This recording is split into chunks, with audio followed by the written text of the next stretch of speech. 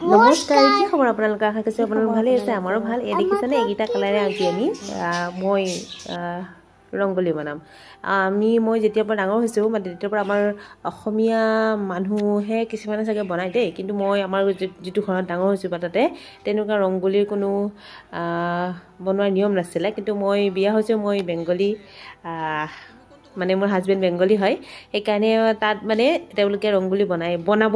সেইকাৰণে তেওঁলোকক দেখি দেখি ময়ো এনেকৈ আমাৰ ঘৰত বনাইছোঁ আৰু এইটো বনাবলৈ নাজানো তথাপিও শিকিছোঁ বা চেষ্টা কৰিছোঁ আৰু আমাৰ মোক দেখি মোৰ ছোৱালীয়ে আৰু ল'ৰায়ো এনেকৈ বনাইছে এইকেইটা মই বনালোঁ আৰু মই বাৰু দেখুৱাই আছোঁ মোৰ ল'ৰাই কি বনাইছে আৰু এইখিনি হৈছে মোৰ ল'ৰাই বনোৱা দেখিছেনে কি ধুনীয়াকৈ বনাইছে তথাপিও সি যে চেষ্টা কৰিছে তাৰ কাৰণে সিয়াক কি ক'ম আৰু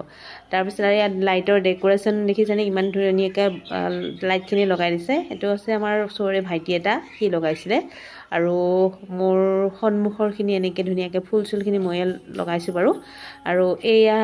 আগফালৰখিনি এনেকৈ মই ৰংগোলী বনাই দিছোঁ এখন ছাতি আৰু এটা হৈছে ময়ূৰ চৰাইটো কিমান ধুনীয়া হৈছে মই নিজে নাজানো একো ভাল হোৱা নাই আৰু তথাপিও বনাইছোঁ আৰু এয়া হৈছে এওঁলোকে ফটকা ফুটাই আছে আৰু ভিডিঅ' কৰি আছে চাইছে আৰু ফটকা ফুটাই আছে তেনেকৈ আৰু এইটো হৈছে ফুল বনাইছিলোঁ কিন্তু ফুলটো কি হৈছে মই নিজেই গম নাপাওঁ দেখিছে নহয় এয়া হাতেৰে বনাইছোঁ একো হেৰি নাই মানে বনাবলৈ একোৱেই নাই আৰু এইটো এটা কলচী বনাইছোঁ আৰু এইটো তুলসী ভেটিটো মোৰ বহুত আগৰ পৰা সপোন এটা আছিল যে নিজৰ ঘৰত এনেকৈ তুলসী ভেটি এটা বনাম আৰু তাত সদায় তুলসী গছত চাকি দিম আৰু আমাৰ তুলসী ভেটিটো হৈছে উত্তৰ পূব কোণাত